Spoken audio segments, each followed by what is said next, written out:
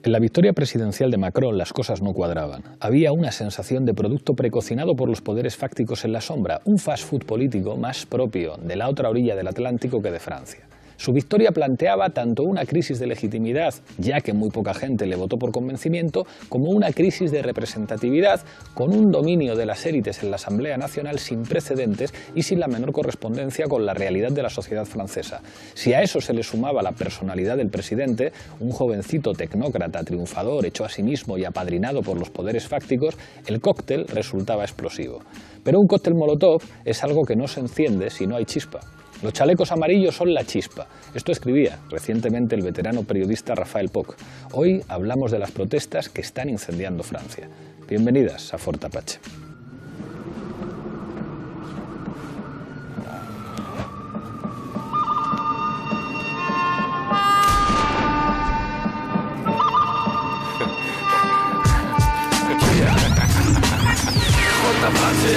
Fort Apache.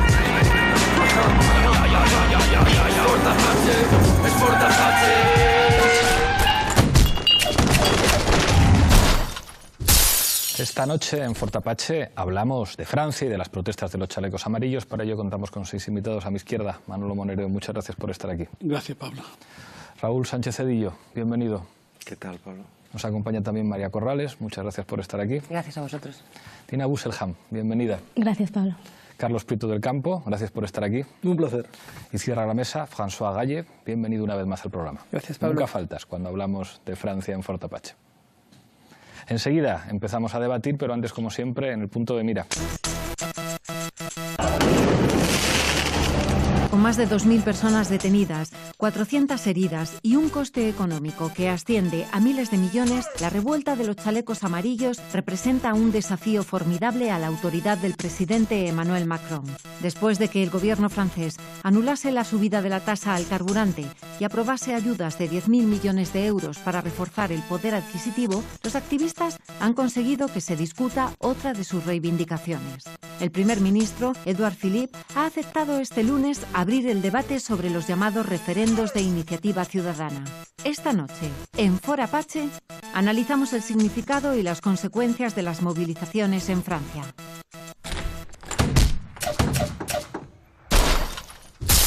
Empezamos, como siempre, con la regla del minuto. Misma pregunta para los 6 invitados. Empiezo contigo, Manolo. ¿Cuáles son las claves para entender el movimiento de los chalecos amarillos y su enorme peso político? Yo creo que lo que adelantaba Raphael Poch llevaba mucha razón, ¿no? Hay una crisis de representatividad política, el sistema de partido en Francia está cambiando sustancialmente y hay una crisis profunda de legitimidad. No sé si llega a ser una crisis de régimen, pero sí una fuerte crisis de legitimidad de la Quinta República. ¿Qué hay detrás? Es algo que está muy bien analizado en Francia.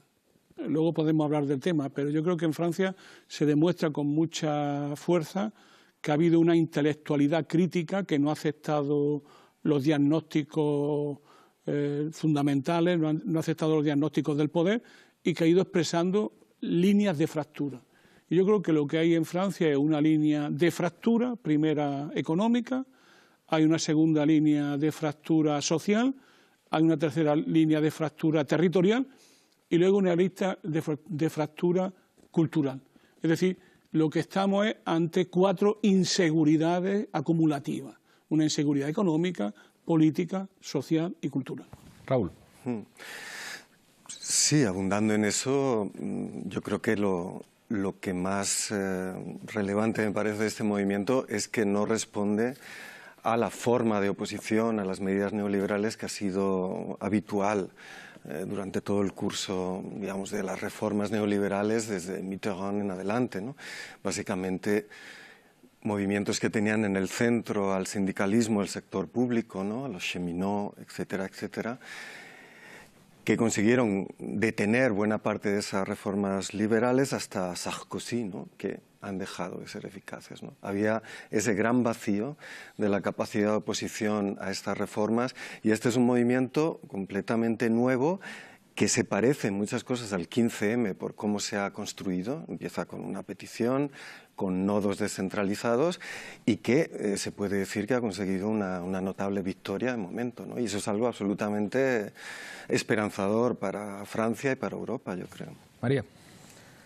Bueno, para mí estas movilizaciones suponen como la expresión del fracaso de intento de recomposición del régimen francés que significaba Macron, ¿no? O sea, Piketty decía sobre Macron que Macron se había equivocado de época, o sea, que no podías intentar imponer la agenda neoliberal como si estuviéramos en los 90 y no hubiera habido las resistencias que ha habido. En ese sentido, el experimento de esas recomposiciones ha salido caro, porque lo que ha hecho es cargarse la alternancia política en Francia. Es decir, cualquier cosa que venga ahora posteriori de Macron, de alguna manera tendrá que tener mimbres de nuevo orden o de nuevo ordenamiento. Y creo que, a diferencia de lo que fue la Nuit debout, los chalecos amarillos sí tienen esos elementos que permiten pensar en una idea de recomposición de un nuevo orden en torno a las demandas, en torno a la aceptación social, que está en unas cifras tipo 15M de 70%, a pesar de toda la violencia, digamos, que se ha dado en las calles, y por la disputa de los símbolos universales, como son la marsellesa, la bandera francesa y los símbolos de los chalecos amarillos utilizados. Dina. Bueno, yo creo que es una de las claves fundamentales es que se trata de una insurrección transversal, como hemos comentado aquí en la mesa, que conjuga varios componentes, ¿no? El hastío, el descontento por parte de las clases populares, pero también, a su vez, el descontento con las políticas que han precarizado la vida de las mayorías sociales, y señalando evidentemente a Macron como el máximo responsable. También otra de las claves que comentaba muy bien es, de alguna manera, tiene cosas en común que no solamente vienen del 15M y de la primavera árabe, que tiene que ver con esos nuevos repertorios de acción colectiva y cómo han sabido conjugar las redes sociales para aprovechar el momento de quiebra que se abre en Francia para extender la movilización. A mí, de alguna manera, me recuerda al otoño caliente, y hay como un hilo conductor con las movilizaciones que supusieron en el año 2010 contra Sarkozy y que supusieron el comienzo del fin de Sarkozy 2 años más tarde, y esperemos y ojalá que el otoño de 2018 suponga el inicio del fin de Macron. Carlos. Yo lo entiendo más como realmente la dificultad de crear un nuevo bloque social dominante que pueda leer la crisis del capitalismo durante los últimos 40 años y la crisis del sistema de partidos francés. A principios de los 80, en una situación, si queréis, similar a la desintegración de lo que está ocurriendo con el paisaje político alemán, el Partido Socialista y los republicanos o la derecha francesa representaban el 85-90% de los votos. Hoy no llegan al 40%. Esa dificultad de leer con el actual sistema de partidos y con las actuales fuerzas políticas una crisis que las grandes mayorías perciben como de una virulencia enorme para su reproducción en el medio plazo, produce una desintegración los viejos bloques sociales de la derecha y la izquierda, y una dificultad enorme de crear un nuevo bloque social, porque los componentes sociales de ambos bloques sufren tremendamente por una incapacidad de la respuesta tanto de la derecha como de la izquierda. François.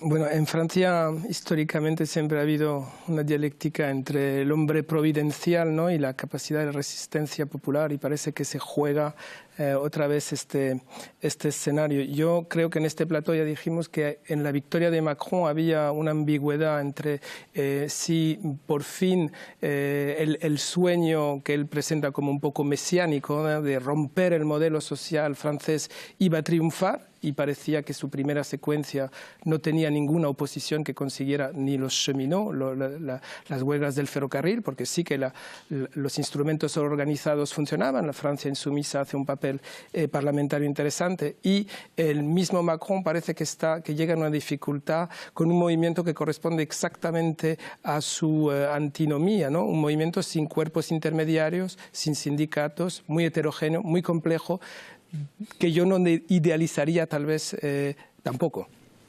Quiero preguntar precisamente por eso, porque hablamos de un movimiento que recibe mucha simpatía por parte de la sociedad francesa, que disputa los símbolos universales, que es capaz de arrodillar a un gobierno, y sin embargo no está claro quién es la dirección política de este movimiento, no está claro que el eje izquierda-derecha sirva para comprender el movimiento. Las formaciones políticas, digamos, se posicionan con respecto al movimiento, pero no lo dirigen. Los movimientos sociales tradicionales, los sindicatos tampoco lo dirigen. Negri escribe algo, digamos, muy sugerente, digamos, es un movimiento donde no hay reglas de la manifestación, las reglas de la manifestación son ignoradas, no hay cortejo de manifestación, no hay responsables legales, no hay recorrido negociado, no hay servicio de orden, octavillas, pancartas, adhesivos, portavoces para negociar como las autoridades. Bueno, dices, ¿cómo un movimiento así, que tampoco podría definirse como un movimiento de tipo espontaneísta, es capaz de situar al gobierno francés en una situación que podríamos decir que no se ha visto ningún gobierno de la Unión Europea en los últimos tiempos? Es decir, ¿cuál es el cerebro colectivo que hay detrás de los chalecos? Manolo y Raúl. Yo creo que es un poco la singularidad. Estamos en un momento histórico muy interesante porque todos son procesos singulares, pero todos tienen una línea común, ¿no? Yo creo que lo que hay de fondo es una crisis profunda de la globalización capitalista. Una crisis de fondo profunda, que en Francia ha sido muy bien analizada. Se puede decir que en Francia ahora mismo hay un debate entre geógrafos, entre Guilly, entre Manuel Thor, entre Lebras. Es decir, hay todo un debate demostrando dos cosas muy interesantes. Una separación estructural profunda entre las élites y el pueblo francés, que se convierte como elemento central una fractura territorial. Lo que podemos llamar la Francia periférica, frente a la gran metrópoli. Una de las reivindicaciones, por ejemplo, más interesantes era poder tomar el centro de París, que estaba vedado al pueblo, que estaba vedado a la plebe, ¿no? En este sentido, lo que estamos viendo en Francia es, lo digo con toda franqueza, es un momento populista, que expresa esta contradicción profunda, pero que un momento populista, pero que yo diría parte de una crisis orgánica del régimen francés. Y pongo ejemplos interesantes, ¿no? Cualquiera diría que las cifras francesas comparadas con las españolas son muy diferentes. La presión fiscal francesa es la segunda más importante de Europa. El gasto social francés es el más alto de Europa. La presión, la desigualdad relativa es de las más bajas de Europa. Es decir, teóricamente uno ve el cuadro y dice, ¿cómo es posible que esta sociedad sea tan conflictiva? Lo es fundamentalmente porque las fracturas se han ido acumulando. Alguna vez decía Althusser que la característica de las crisis no era tanto que fuera uno rico o pobre, sino la sobredeterminación de la crisis era la acumulación de contradicciones. Yo creo que en Francia, una de las hipótesis de Raphael Porte es justamente esta, ¿no?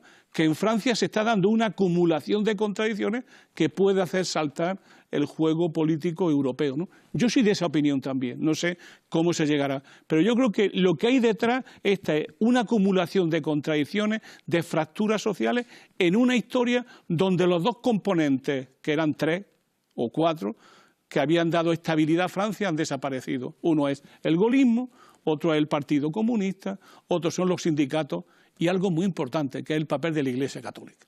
Esto los geógrafos lo han detectado muy bien, sobre todo en Manuel Thor. Es decir, yo creo que hay un mundo que está cambiando profundamente y que tiene detrás una crisis enorme, ¿no? Entonces, ¿va a tener salida política? Yo creo que ese es el debate de este asunto, ¿no? Raúl. Bueno, yo creo que digamos que lo del movimiento populista, pues en fin, es decir, entonces, ¿qué es Le Pen? ¿Qué es...? En Francia el populismo reina desde hace mucho tiempo.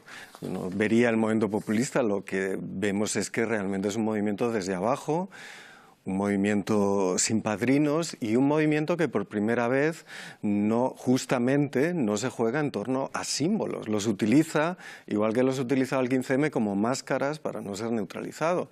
Pero está hablando de revuelta fiscal, está hablando de logística, está hablando de la necesidad de tomar el coche para ir a trabajar.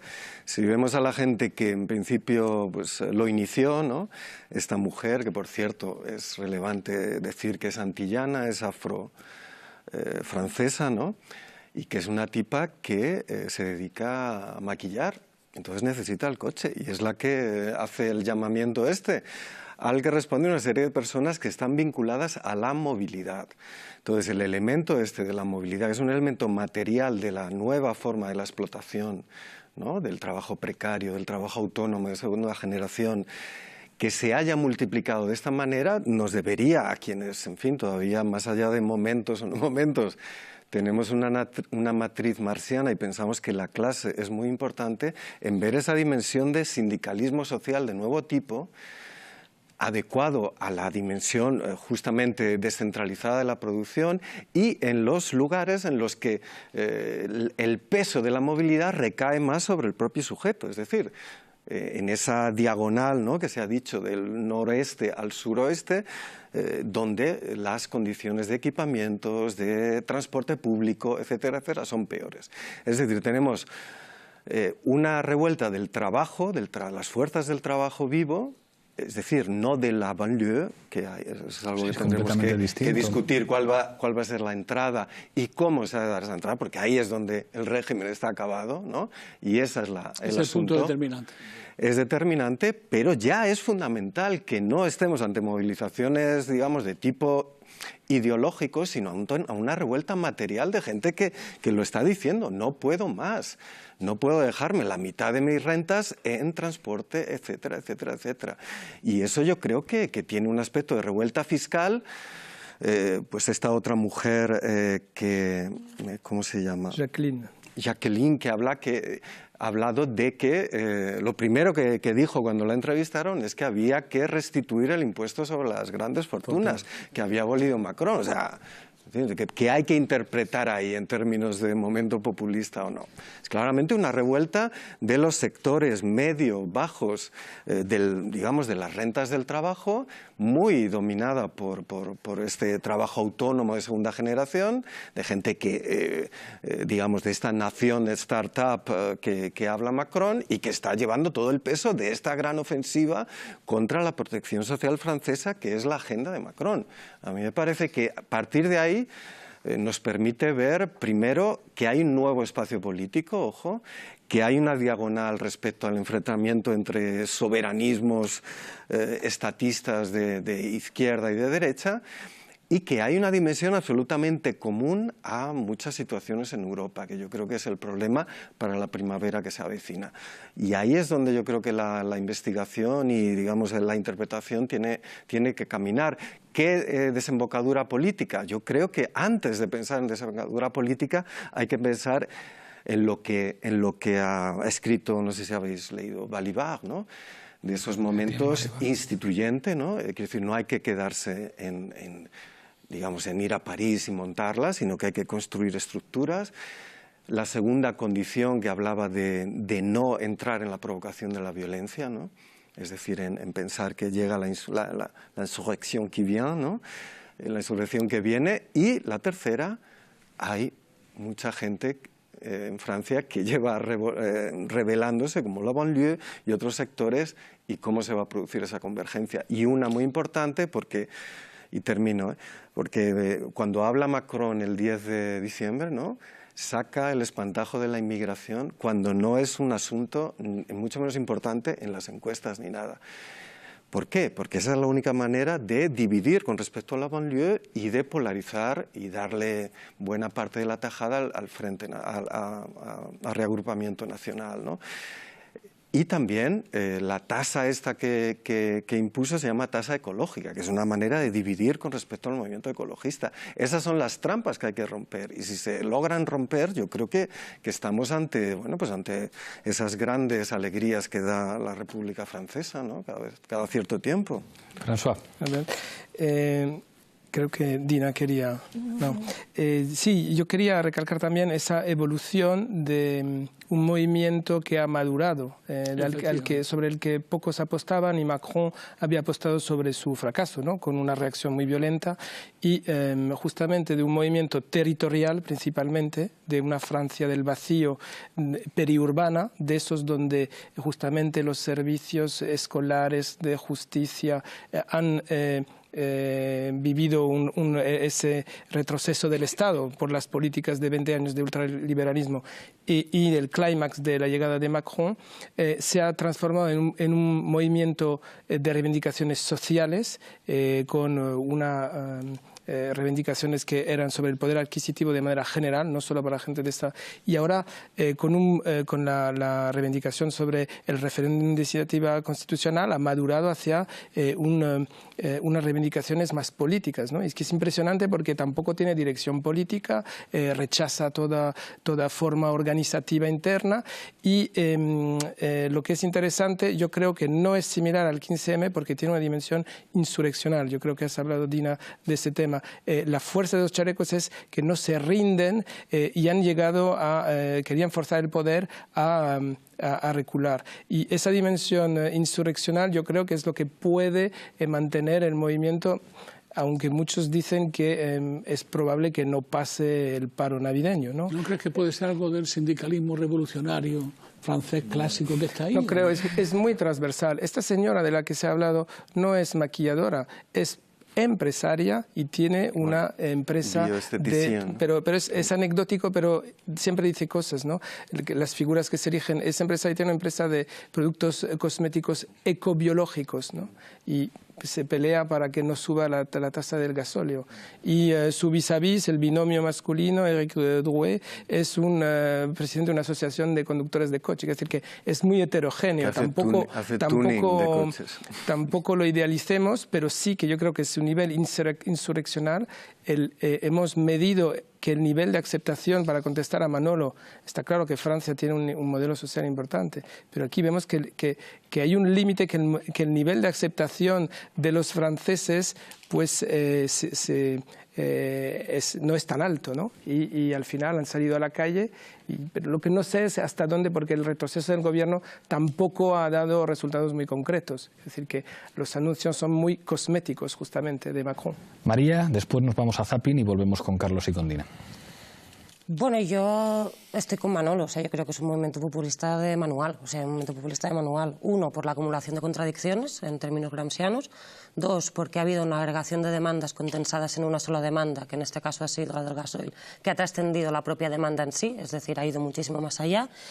Y la tres, que tiene un antagonista muy claro en torno al cual, que ha sido la dimisión de Macron, en torno al cual se ha conformado una cadena de equivalencias, etc., que ha conformado un bloque social opuesto a tal y por tanto que ha trascendido las demandas materiales. Y si no vemos eso, creo que no sabremos analizar la diferencia que hay entre este movimiento y otros movimientos que se hayan podido dar, como el caso, por ejemplo, de la Nuit debout, que todo el mundo lo tachó como el 15M francés, y no superó la capacidad de condensar el rechazo a una sola demanda, que era contra la oposición a la reforma laboral, y ahí se quedó, básicamente. Eso no fue capaz de generar mimbres nuevos. Yo también creo que no se puede entender el movimiento en torno a la izquierda-derecha, pero sí que creo que la izquierda, o los movimientos de izquierda clásica, en este caso sindicatos o la profesión insoumise, han tenido el ojo de, en vez de separarse de un movimiento que no entendían, como en otros movimientos, como en el 15M, cierta izquierda hizo aquí, en vez de separarse, han entrado a participar, y eso ha conseguido, creo, que ciertos elementos de trumpismo en términos de demandas que tenía parte del movimiento pueda quedar anulado, pueda ser articulado de otra manera. Y allí estoy muy de acuerdo con el tema del transporte, que me parece fundamental. El tema del transporte también, o sea, casi como lo decía Harvey, ¿no? O sea, que las clases sociales también se entienden por la geografía, en grandísima parte. Entonces, el hecho de que eso sea una expresión de una ciudadanía expulsada de parte de la ciudad que vive en las periferias, en este caso, que se tiene que movilizar en coche. La gentrificación. Claro, y que eso haya sido una expresión de clase, en este caso muy clara, creo que es un debate que tenemos que plantearnos, porque una de las reformas que a Macron digamos, le ha saltado también es que ellos habían hecho una reforma del ferrocarril, una reforma de las rodalías o de las cercanías, y justo antes, que había debilitado más el sistema de cercanías, a la vez pusieron el tasazo contra el coche. En ese sentido, creo que a la hora de hacer políticas de movilidad, eso va a ser un elemento muy fundamental. Y en términos de la insurreccionalidad, yo quería poner en valor la diferencia, por ejemplo, que ha habido entre este movimiento que se ha ido al centro a los barrios ricos, a impugnar a los barrios ricos y, digamos, a movilizarse en los barrios ricos, la diferencia, por ejemplo, entre lo que fueron las movilizaciones de 2005 de los barrios periféricos donde vive la mayor parte de la inmigración, que fue un movimiento insurreccional casi nihilista, que no tuvo después una traducción política. Eso lo dice Zizek siempre, que eso fue puro nihilismo y que en el nihilismo no puedes buscar articulación posible a posteriori. Y ahí no, ahí ha habido una posición muy clara, muy política, o sea, que generaba mucho antagonismo. Y eso me parece, no fácilmente, pero sí que es articulable por ciertos sectores. Nos vamos a zapping y volvemos enseguida. Adelante, vídeo. Luego anunció que se necesitan más impuestos sobre el combustible para combatir el cambio climático y proteger el medio ambiente. Por el medio ambiente. Sí, hay que estar concienciados. Le parecerá una bobada, pero creo que todos tenemos responsabilidad en este asunto. Façon à consulter l'ensemble des parties prenantes, d'associer les ONG, les syndicats, les citoyens, les collectivités, les territoires, faire en sorte que cette taxe carbone serve à la transition écologique et solidaire. ¿Y por qué ha tenido al niño? ¿Perdón? Nada produce más CO2 que un humano del primer mundo y usted ha tenido uno. ¿Por qué? ¿Por qué lo ha tenido? Producirá 515 toneladas de CO2 a lo largo de su vida. Lo mismo que 40 camiones. Moins de dépenses publiques, moins d'impôts, et le plus vite sera le mieux, parce que nous mesurons à l'occasion de cette crise sociale, démocratique, l'impatience de millions de Français. Ya, pero Por no creo mencionar los pesticidas, los detergentes, los plásticos y los combustibles nucleares que se usarán para que esté caliente. Traerlo al mundo fue un acto egoísta. Fue algo brutal. Usted ha condenado a otros al sufrimiento. Si este asunto le preocupa tanto, lo que tiene que hacer es cortarle el cuello ahora mismo. ¿Qué dice usted? ¿O puedo hacerlo yo por usted? Puedo sacar mi cuchillo, hacerle una incisión en el cuello y marcharme. Ne voulait pas être le premier président depuis un demi-siècle à faire tirer sur les Français. Il fallait que les solutions soient importantes, audibles et, si je puis me permettre, immédiates. ¿Puedo hacerlo ahora?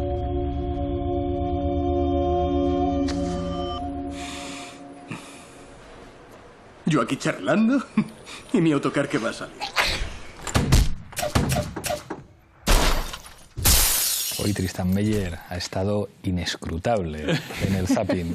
Carlos. No, yo analizando la revuelta, la insurrección, como queramos llamarla de estos días, me llamaba sobre la atención el proceso de desintegración del sistema de partidos. O sea, la incapacidad del sistema de partidos y de los actores principales del mismo de leer mínimamente los contornos de la crisis, de leer mínimamente el sufrimiento social y el deterioro, más allá de las cifras que indicaba Manolo, que evidentemente desde el punto de vista de lo social se perciben como un inexorable avance de la desigualdad y como un ineluctable cierre de las expectativas de vida en el medio plazo, en el ámbito laboral, en el ámbito del welfare, en el ámbito de la evolución del propio modelo económico francés, y ese deterioro del sistema de partidos y de las fuerzas políticas que lo representan genera una obturación de las opciones que la población percibe de manera cada vez más aguda, y se está viendo en toda Europa.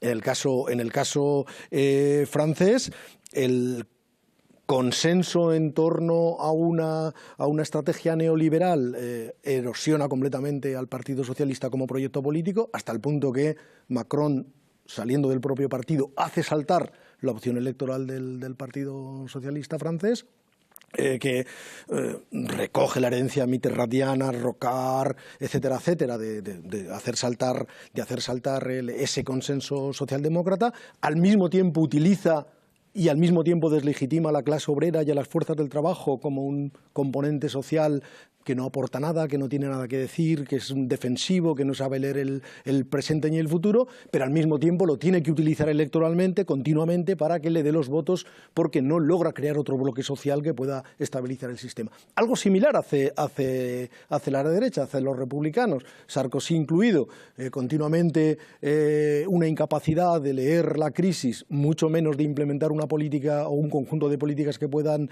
solventar la dureza del ajuste neoliberal, ningún tipo de reforma del Estado que pueda implementar las políticas públicas que puedan salvaguardar ese core de derechos y ese core del welfare, y se desintegra esa base social, creando todo el espacio que se abre para el Rassemblement Nacional, el antiguo Front Nacional. Pero eso mismo no modifica la Constitución material, eso mismo sigue deteriorando las circunstancias y la reproducción de la vida. Por eso ese no uso de los símbolos es realmente para mí un síntoma muy positivo de que realmente lo que está en juego es una Constitución material, y que una Constitución material brutalmente atacada por el modelo neoliberal, brutalmente puesta en tela de juicio por el modelo europeo, y con una rendición prácticamente, en fin, ya irreversible de las viejas fuerzas de la derecha republicana y de la izquierda socialista. ¿Cuál va a ser ese futuro ante esa crisis de un bloque social hegemónico, ya no digo dominante, pero sí hegemónico, que pueda estabilizar el momento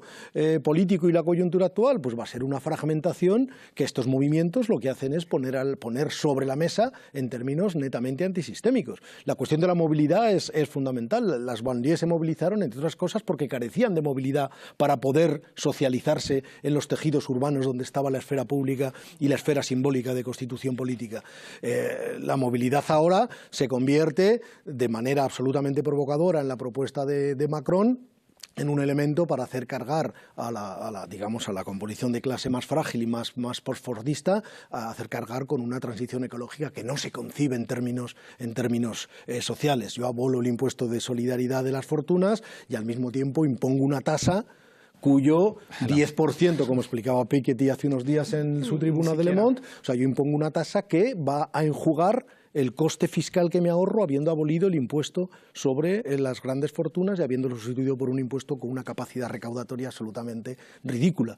O sea, ese momento de constitución material y de refundación de la política es lo que está en juego. Y eso es lo que de alguna manera este movimiento empieza a cartografiar lentamente. Dina. Sí, muy en la línea que comenta Carlos, y que creo que más allá de que la movilización de los chalecos amarillos evidencia pues, que se ha expresado en un movimiento de alguna manera contradictorio y que emerge en un momento también de quiebra en Francia, o de posible, aunque Monero no esté de acuerdo, de crisis de régimen en Francia, lo que está claro es que hay una evidente lucha de clases que se ha materializado en una serie de demandas que vuelven a poner sobre la mesa la necesidad de afrontar esas políticas de austeridad que nos han traído, pues en este caso, Macron. Yo creo que me parece muy interesante traer el debate sobre cómo se están reconfigurando las ciudades, en el caso de Francia, con un modelo territorial muy concreto, y en el que la banlieue, las periferias, están jugando un papel determinante. Y traigo aquí un dato que comentaba Manolo, que era que todos los días más de 17 millones de franceses trabajan fuera, tienen que coger su propio coche para desplazarse a su centro de trabajo, con lo cual, claro, el precio del gasoil o de la gasolina era una de las demandas que más afecta a las clases populares, y fue por eso que la mecha se extendió como parte de una movilización que no solamente señala a Macron y señala la evidente crisis de representación que existe dentro de la sociedad francesa, sino también esa lucha contra la precariedad y contra las condiciones materiales que sufre la mayoría de la población. Ahora os doy la palabra a Manolo y a Raúl. Dejo encima de la mesa un elemento que tiene que ver con la dimensión europea de todo lo que está ocurriendo y, digamos, con la expresión sociológica de todas las crisis que hemos puesto encima de la mesa. La crisis de la Unión Europea, la crisis de los sistemas políticos europeos, cómo la geografía determina posiciones y, por lo tanto, comportamientos de clase y formas de vida, cómo el posfordismo determina la nueva forma de composición de la fuerza de trabajo colectiva, digamos, sus expresiones. Todo esto, digamos, lo hemos analizado muchas veces, y el problema es que se mueve siempre en el espacio de la sociología. Si pensamos en una traducción política que vaya más allá de la experiencia di piazza, de la experiencia, digamos, de movimiento social, y que se pueda traducir en una política de Estado, con todos los límites que implica hablar de Estado cuando los Estados están subordinados a estructuras supranacionales complejas, que además como no tienen controles democráticos directos, es muy difícil que se produzca una movilización contra el ente Unión Europea o contra el ente neoliberalismo. Y en el caso de Francia, que era donde, digamos, parecía más articulados los proyectos de alternativa de Estado. Para empezar, estamos en uno de los países del core de la Unión Europea, somos además el corazón político histórico de la Unión Europea, aunque Alemania nos haya superado en los últimos tiempos, y además aquí tenemos una extrema derecha populista, que es Marine Le Pen, que dicen tener un proyecto, que dicen tener un proyecto que puede superar la Unión Europea, pero incluso lo que ha representado Francia insumisa y Jean-Luc Mélenchon, dicen, bueno, si nosotros disputábamos la presidencia de la República y ganábamos, teníamos un proyecto para renegociar los tratados y para hacer ciertas cosas. Y sin embargo, buena parte de las cosas que están ocurriendo, y en este caso el movimiento de los chalecos amarillos, no tiene una traducción política sencilla.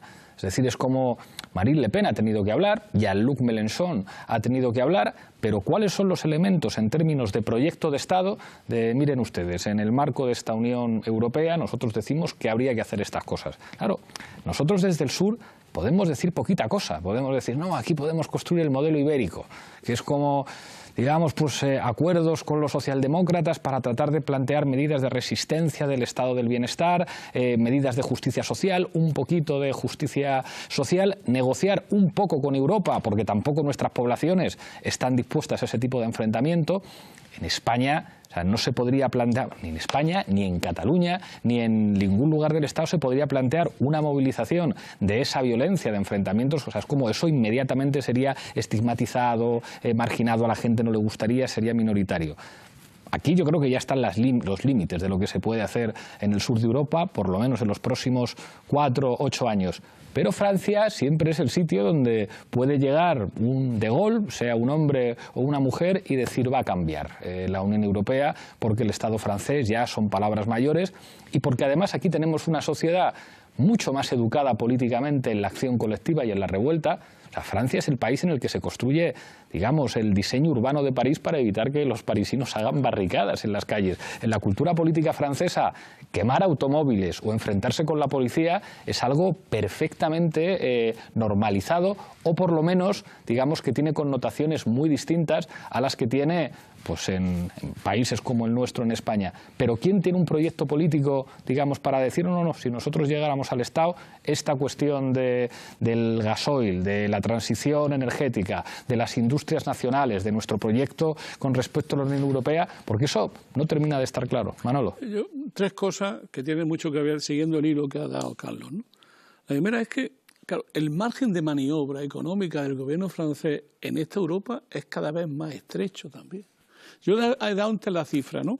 Es decir, un país que tiene 12 puntos más de gasto público que España, que tiene un 45,3%, cualquier política seria le obliga a irse a un gasto público del norte de Europa, es decir, una transición a la sueca, es decir, cambiando. Eso significa una revolución fiscal, eso significa cambio en el aparato de Estado, en la estructura del Estado. Es decir, estamos hablando de cosas que las cifras sintetizan, pero que son cosas, a mi juicio, muy importantes. La primera cosa fundamental, que tiene mucho que ver con la primavera que tú decías, el déficit francés, 3,5%. Van a negociar con Europa. Ya se han liquidado el plan de los elementos clave del plan de estabilidad económica. El 3,5%. ¿Le van a decir a Francia que no? Ya le han dicho que sí. Pero es que lleva 2 años positivos. Sí, entonces pero le van a decir que no. Es decir, ya sabemos, los trabajadores europeos saben una cosa ya clara, que si luchan, el modelo francés tiene que ver con ello.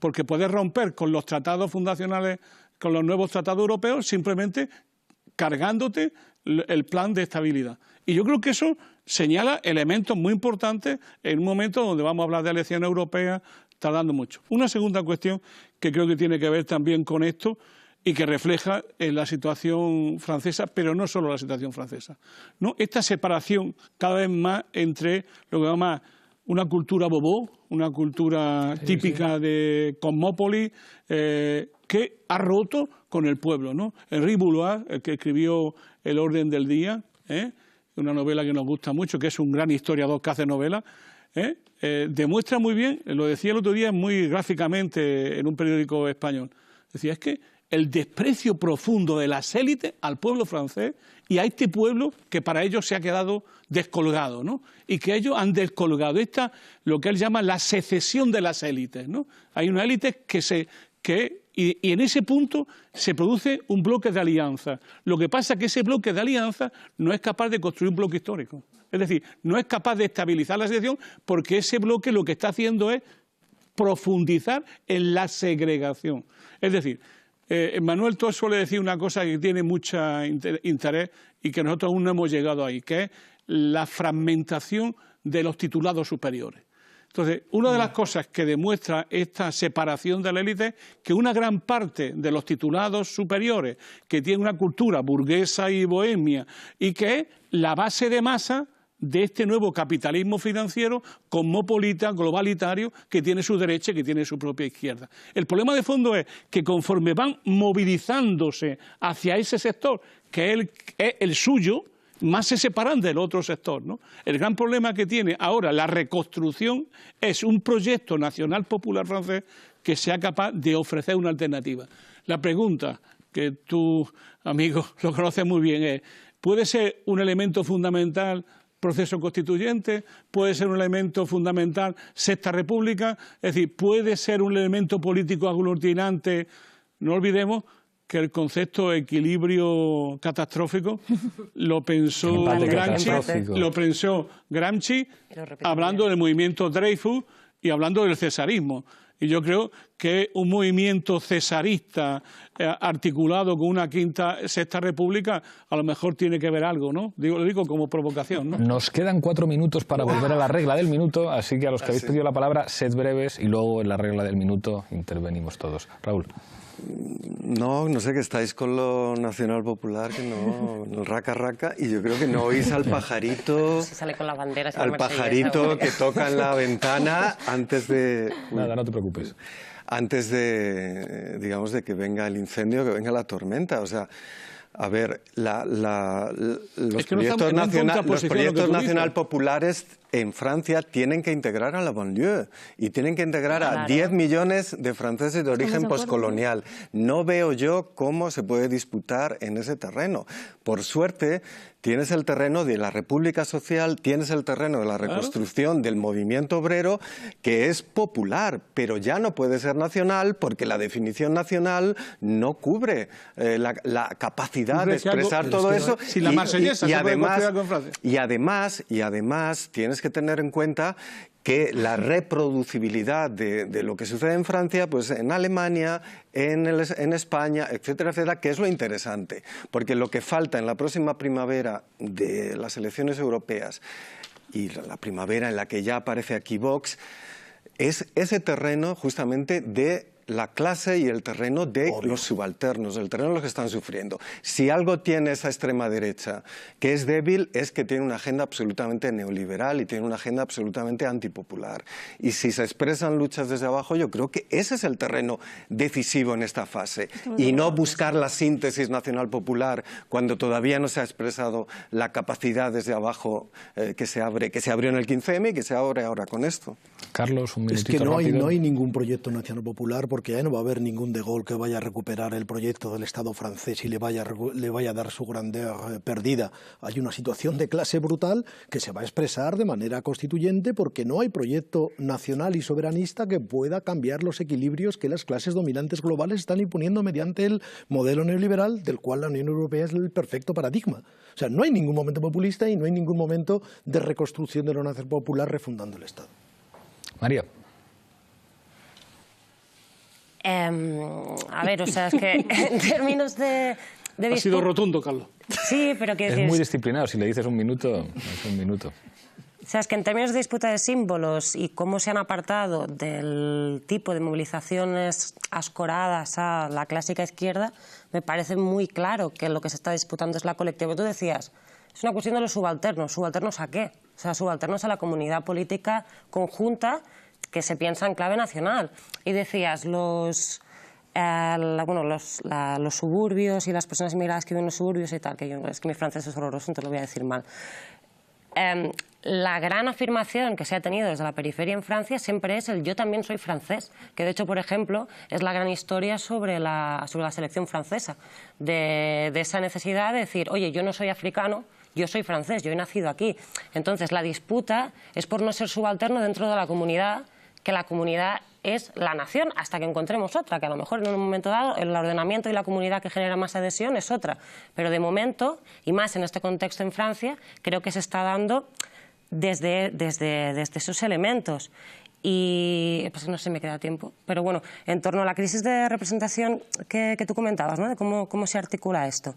Es profundamente complicado, porque por ejemplo creo que Le Pen ahí se ha visto también la incapacidad de representación que ha tenido Le Pen de ciertos sectores, porque realmente estos son los sectores geográficos, digamos, donde se votó a Le Pen.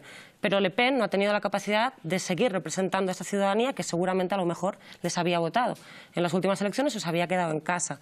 Entonces ahí ha habido también una crisis de representación de lo que había sido Le Pen, y las demandas de este grupo, por ejemplo, van mucho en esa línea, ¿no? El tema de limitar los salarios parlamentarios, introducir referéndum populares.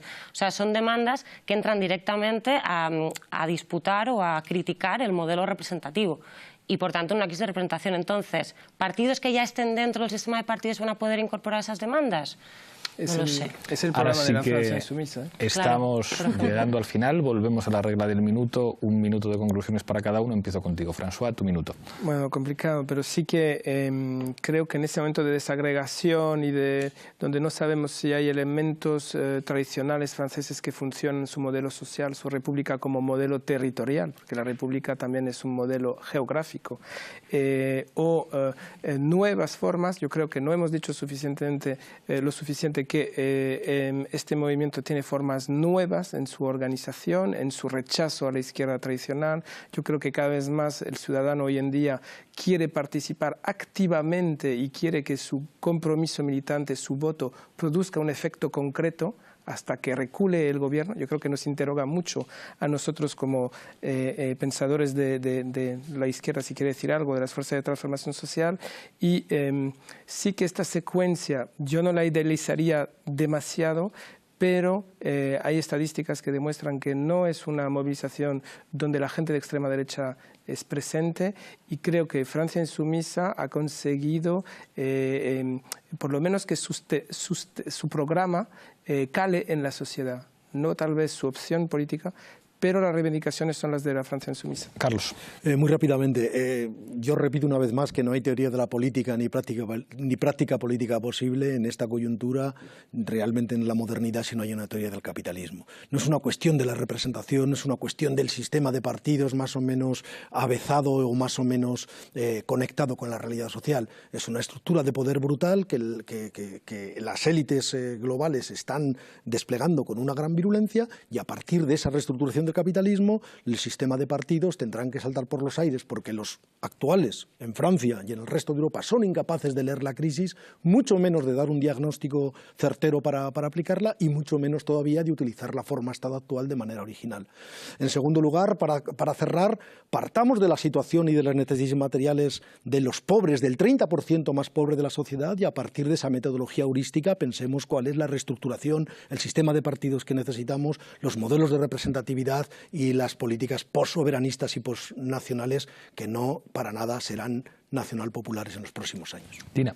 Las movilizaciones yo creo que abren un nuevo ciclo político en Francia, y yo creo que, como Macron, que decía, para desacreditar de alguna manera a las movilizaciones, decía que son la periferia de Francia, como aludiendo a que son gente inculta, yo creo que la periferia va a jugar un papel fundamental en el desarrollo y en el empuje de estas movilizaciones que no acaban aquí, y creo que se disputa fundamentalmente si de alguna manera va a ser Le Pen quien aproveche la ola reaccionaria a sus propios intereses, o si por otra parte va a ser el continuismo neoliberal de Macron el que va a enfrentar o darle la vuelta a esto, o si, ojalá que sea así, va a ser el momento populista y va a ser a través de una alternativa de pacto social que vuelva a generarle certezas y certidumbres a la gente, a las mayorías populares empobrecidas por esas políticas de austeridad que se han ido imponiendo en los últimos años. María. Pues sí, yo creo que lo importante es eso, ¿no? O sea, qué articulación política va a tener esto. Yo repito, creo que dentro del sistema de partidos, si no hay una reforma y una incorporación de una serie de demandas del movimiento y que transformen evidentemente pues el propio bloque político que puede representar la Francia Insoumise o otro tipo de partidos, será complicado. Pero de todas maneras yo creo que estos movimientos es complicado analizarlos como enseguida, ¿no? Y pensar directamente, hay que articular desde la demanda del diésel o la otra y tal, porque son, de alguna manera son movimientos de fondo, que como decías tú, son movimientos de fondo que de alguna manera van transformando el sentido común de las sociedades, y ahí es donde hay que estar atento. Es decir, ¿qué ha cambiado? ¿En qué lenguaje se habla ahora en Francia? No sé, por ejemplo, bueno, no entraré. O sea, pero la cuestión es qué percepción se tiene sobre las nuevas generaciones, qué percepción se tiene sobre eso, y a partir de ese análisis se puede hacer política, pero con prevención. Raúl. Yo creo que las primeras encuestas o investigaciones que se han hecho dicen que es un movimiento pues, bastante transversal y bastante vinculado pues, a las nuevas formas de trabajo. Pero lo que quiero decir es que, bueno, poder constituyente se dijo por primera vez en francés, ¿eh? Y hay otro francés que decía que se llama Pascal, que si le quitas al soberano todas sus coronas y todo, es nada, es cero. Y yo creo que Macron está perdido. Si no sabe usar ese poder soberano, no tiene nada que hacer. Y para esta primavera, porque no tiene margen de actuación con respecto a los grandes bloques financieros de gasto que tiene que mover, para la primavera europea que viene, yo creo que hay que hablar menos de las disputas de soberanía y más de una Europa que sea capaz de meter mano a quienes están extrayendo riqueza necesaria para toda la gente, como lo que se ha puesto a luchar con los chalecos amarillos. Me parece que esa es la clave para evitar y para darle la vuelta a una primavera que se presenta bueno, pues muy difícil en términos de una agenda de las extremas derechas que está muy fuerte. Y yo creo que este movimiento no les conviene en absoluto. Y me parece que hay que darle tiempo porque los movimientos son políticos para construir. Manolo. Tres ideas. La primera es, nada está escrito. Seguimos viviendo en la excepción y se trata de un proceso que todavía es muy primigenio en todas partes del mundo. Yo he hablado antes de la singularidad. Cada país tiene su propia singularidad de reacción a este tipo de Europa y a este tipo de globalización dominante.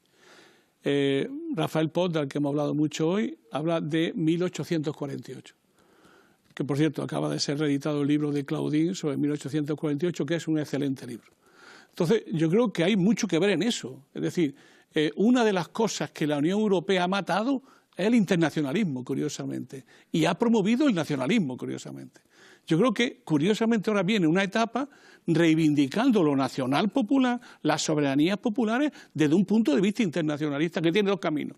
O se desintegra Europa con toda su fuerza, o creamos un nuevo tipo de Europa. Lo que es evidente que esto no se va a mantener por mucho tiempo.